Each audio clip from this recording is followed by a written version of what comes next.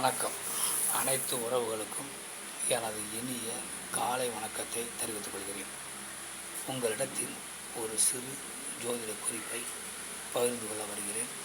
இந்த குறிப்பு மிகவும் முக்கியமானது. இதை நீங்கள் நன்கு கவனித்துக் கொள்ள வேண்டும்.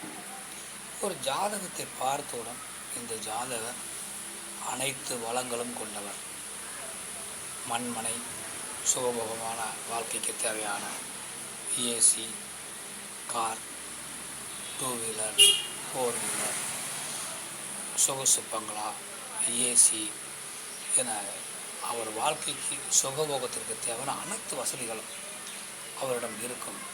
ஆனால் அந்த ஜாதகர் எதையுமே தனக்கென்று யூஸ் பண்ண மாட்டார். தான் வீட்டிற்கு வருபவர்கள் பயன்படுத்தும் பொழுது அவர்களோடு சேர்ந்து அவரும் பயன்படுத்திக் கொள்வார். அந்த அளவுக்கு எளிமையான வாழ்க்கையை வாழக்கூடியவராக அந்த ஜாதகர் இருப்பார்.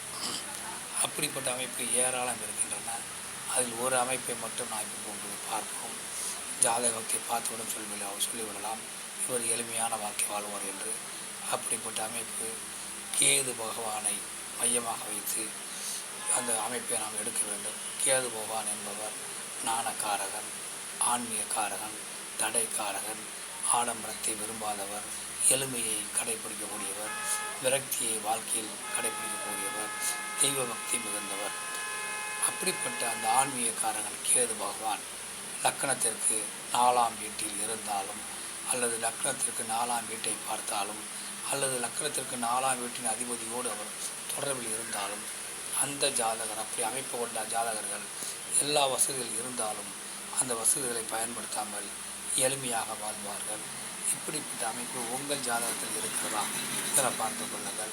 மற்றவற்றை நாம் அடுத்த வீடியோ காண்போம். நன்றி, வணக்கம்.